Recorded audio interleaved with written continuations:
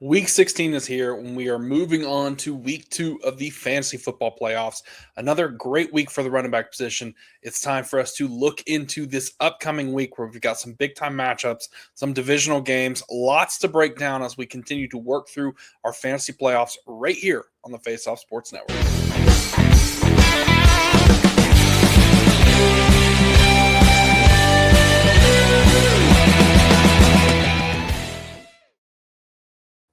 With every team playing, and we are now in absolute crunch time, this first tier is going to be some big plays for me this week. We're going to start off with Bijan Robinson, Devon Achane, Saquon Barkley, Jahmyr Gibbs, Christian McCaffrey, and James Cook. So beginning with Bijan Robinson, I like the matchup against Arizona. He's my RB1. I think he's going to have a great opportunity to have a solid week. He was the RB4 this past week where he had 29 fantasy points. So a solid week for him there. Ran all over the place, caught the ball out of the backfield. This Atlanta offense is going to continue to utilize him. There's been some injuries outside to Drake London, but Bijan is going to remain that consistent force for this offense. And my running back 2 from this group here is going to be Devon Achane. While I certainly understand if you want to put him at 1 because he does take on the Cincinnati Bengals, that matchup is going to be very interesting because we have Quinnen Ewers actually starting at quarterback this upcoming week. Tua gets benched, so we'll see what happens with this offense. I don't really know if it's going to make it better, make it worse. We know the Bengals defense is going to give up some points, but I do think that the Dolphins offense running through Quinn Ewers is just going to be different. So we'll have to see what happens. I mean, Devon Achane had another solid week as always. He's a guy that just gets it done through consistency. The RB10 on the week, getting 18 points. Not very efficient on the ground. Yeah, I mean, he averaged 5 yards carry, but only 60 yards. And then added 6 catches for 67 yards. That's where he consistently gets it done for you in your fantasy lineup. So I like what he can do there. Saquon Barkley is my RB3, and I think there's a real shot for him to be the RB1 of the week. He gets to take on Washington. Washington's a team that I've been targeting, and that hurts for me to say, trust me more than most of you. Washington's defense is not very good. I think that Saquon certainly could be a guy that continues to get hot as we move towards the end of the season. This past week, had another week where he was an RB1, finishing as the RB12 on the week with 17 points. So I like what Saquon Barkley can do. This offensive line maybe gets a little bit healthier. We'll see what happens there. But I do think that they're going to just destroy Washington in this divisional game. Jaden Daniels has already been ruled out. There's lots of other injuries that are all over the place for this Washington team. So I think that it's going to be something that is over pretty quick. My RB4, Jahmyr Gibbs. I mean, what more do we really have to say about this guy taking on the Pittsburgh Steelers? I mean, the matchup there is solid, but what we know about Jahmyr Gibbs is it just takes one play and he can get it done. I mean, he's been really good throughout this fantasy season. Yes, I know that this past week, not necessarily the best week for him, but all that to say, I think he's still someone that you can rely on and you can trust, and I'm going to continue to keep him in my lineups and really utilize him as much as I can. And getting to Christian McCaffrey here as my running back 5. I mean, another great week for Christian McCaffrey, finishing as the RB14 on the week, 22 carries for 73 yards, added 14 yards through the air, only on 1 catch though. So that was a little bit different than normal, but I do think that Christian McCaffrey is just one of those guys who's going to get enough volume. I mean, he's getting a ton of workload. There's some injuries outside with Ricky Pearsall, likely probably going to be out this week. So I think that that just leads to more opportunity for Christian McCaffrey for this team to continue to try and stack wins and get into the playoffs. But carrying on here to close out this first tier, I've got James Cook, and James Cook gets to take on, the Cleveland Browns. That matchup's a little bit tougher. I mean, what we've talked about all year is how stout that defensive line is, especially the front 7 for the Cleveland Browns. So I look for them to load the box and really try and make it hard on James Cook. But all that to say is he's still one of these guys that deserves to be in that first tier just because he's been so good, so consistent this season, continues to get it done regardless of what happens. I mean, he's the RB2 this past week, had 31 points. So guy absolutely goes off, 22 carries for 107 yards, added a couple catches, has 3 touchdowns on the week. So fantastic game from him. He's just a guy who's going to plug and play, and he can absolutely score 40 at any moment. And it's worth noting that, Christian McCaffrey, too, who's my RB5, gets to take on the Colts. I don't believe I said that. That's a tougher matchup. That team was pretty good this past week against the Seattle Seahawks. They had the chance to win it. But let's just carry that over into my tier 2 here as we get to the next set of running backs here. We're going to start with Jonathan Taylor. Josh Jacobs, Bucky Irving, Travis Etienne, Travion Henderson, and Derrick Henry. So staying in that matchup with the Colts, Jonathan Taylor is a guy who absolutely should have the ability to be in that first tier. Probably should have split it up to where he would be in that same tier, just have 7 guys there. But really, the offense is kind of the concern. I mean, Phillip Rivers, I think he did just enough to win them that game, if you ask me. I mean, they had the lead going on in the fourth quarter with 48 seconds left, and the defense gave it up. But all that to say is they didn't really move the ball that well. Yes, I understand his arm is a noodle, as coach would say, and he can't throw the ball. But I think his processing is still enough to get just enough done for this Colts team. Now, the matchup against San Francisco, it's going to be interesting. I could see San Francisco throwing a lot at Phillip Rivers, loading the box, making it difficult for Jonathan Taylor to be the guy to beat them, and more forcing Phillip Rivers to be the guy to throw it down the field. But again, I think he did just enough this past week. It wouldn't surprise me if he did just enough again. I mean, this is a pretty good Colts team. They've just had some unfortunate luck at the quarterback position and the injuries there. So I'm really intrigued to see what happens there. I just think that Jonathan Taylor is a guy that I'm managing expectations just because I don't know what to expect from that offense. If it's another 16-point game for that team, it's going to be rough sledding. Josh Jacobs, my RB8. I mean, another great week for him. He was the RB6 on the week with 23 points. Only 12 carries for 73 yards, but he found his way in the end zone a couple times. So that's huge for Josh Jacobs. He gets to take on the Chicago Bears. I like the matchup there. The Bears have been playing better as of late. That's a really fun divisional game. Both of these teams need that win. It's going to be really fun to watch. So I'm really excited to tune into that one on Saturday. But carrying on with my tier 2 here, I've got Bucky Irving at my running back 9 here, taking on the Carolina Panthers. So decent matchup there. I mean, Derek Brown certainly causes some issues inside. He's someone that this Bucs team is going to have to learn to handle with. But the divisional games there in Carolina and Tampa Bay are really, really interesting. I mean, the South is absolutely up for grabs for either one of these teams. So I'm excited to see what Bucky can do. I mean, Bucky's been a guy that I think, has slid back into his role pretty well.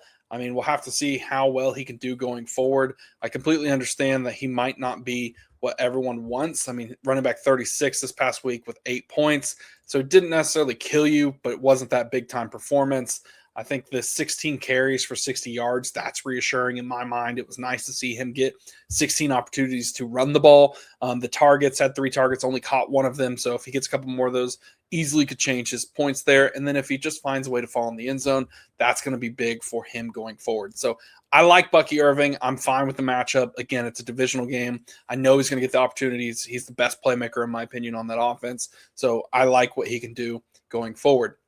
Carrying on with Travis Etienne, absolute monster week for him. Finishes as the RB1 on the week. Only 12 carries for 32 yards. You would not expect that to be a guy that finishes so high, but he had 3 receptions for 73 yards and 3 touchdowns, finishing with 31 fantasy points. Absolutely insane.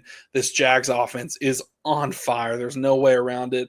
I'm really excited for this game too. I mean, taking on Denver, I think this is going to be a good test of, are the Jags legit? Can Liam Cohen continue to get his team to play above maybe their actual skill level? The defense on the other side of the ball has been playing really, really good. Lights out there. Devin Lloyd's probably going to make a ton of money this upcoming offseason. But Travis Etienne is a guy that continues to get it done with consistency and efficiency. We've talked about that a lot this season. And, this week might not be the best example of that efficiency running the ball. I mean, 12 carries for 32 yards, not that impressive. But the 3 catches for 73 yards, one of those catches was absolutely insane. I mean, he mossed the guy. It was over the shoulder. It was beautiful. So I think it's a fantastic time for this Jags offense starting to come together. I mean, the wide receivers may be getting a little bit healthier. I wish Travis Hunter was out there running around with them. It'd just be insane right now because this team is looking really good, making a push to close out that division, maybe knock off the Denver Broncos. Really excited for that game. So we'll see what happens on Sunday afternoon with that one. But carrying on here with the tier 2, we've got Travion Henderson at running back 11. Travion is another one of those guys that's just difficult to trust. You can't really understand what's going to happen, but he's always a threat for that big play. I mean, we saw it again this week where he finishes the running back 3, absolutely goes off 14 carries for 148 yards, averaging 10 yards a carry, 30 points on the week. Travion, when he gets this opportunity, he makes that big play. He's a splash guy in fantasy. So I think he can do that again. I mean, he's taking on Baltimore. Baltimore's defense, surely, they're giving up some points to the running back position, but they are one of the tougher ones. So, I mean, they're kind of middle of the road really more than anything. But, as it stands right now for me, I think that, Trayvon's just one of those guys that I'm going to plug in my lineup, and I'm just going to bank on the big play because he can get you this splash week of 30 points. There's a good chance that if he does get in the end zone, Ramondre gets some burn, Ramondre gets the end zone carries, he could end up with, 8-7 points, somewhere around there. But I'm just going to take the risk. I think he's the guy that's earned that opportunity and to be in our fantasy lineups. To close out tier 2 here, though, I've got Derrick Henry. Derrick Henry taking on New England, so staying in that matchup.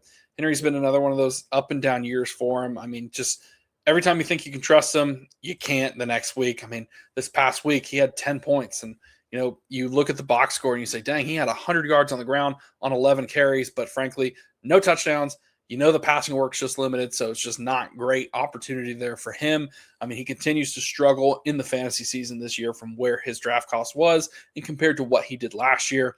I'm going to play him, but what we know is that New England Patriots defense is pretty daggone good, and they're not giving up a ton of points to the running back position, averaging only 16 points on the week, which is fourth best among all teams. So you really want to just manage your expectations there going in with Derrick Henry. Carrying on with my tier 3 here, guys, I've got Javonte Williams, Chase Brown, Kyren Williams, Amarian Hampton, Quinshon Judkins, and Rico Dowdle. So this tier is another one of those interesting tiers. I think there's a lot of question marks that you can play, lots of things that you could pose with this group. But let's just get started with Javonte Williams, who gets to take on the LA Chargers on Sunday. Javonte, started out the year hot, had a little bit of a cooling off period, but this past week was fine. I mean, got you 15 fantasy points, which is great. I mean, I think Javonte's just that consistent guy. We know he's going to get 15 to 20 carries. He's going to get some targets. The big question mark is, will he play? There was a period of time he exited the game. I don't think that he's going to be held out, but that's something to at least monitor going forward, just to see if anything happens there. But I think he's going to be just fine. Maybe Malik Davis is an emergency add if you have him on your team and he's out there on your waivers. So just be sure to check that out. Chase Brown, my running back 14 here, taking on the Miami Dolphins. So I like the matchup there. We've talked a lot about what this team can do going forward.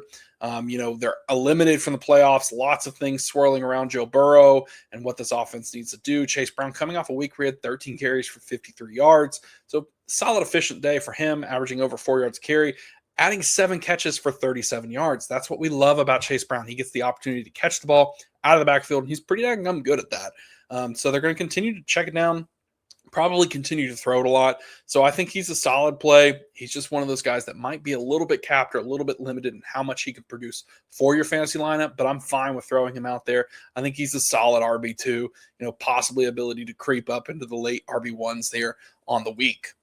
Carrying on to Kyren Williams, my RB15, and it was really hard for me not to put Kyren Williams higher. He is taking on Seattle, so that's a tougher matchup there. Lots to look into this matchup.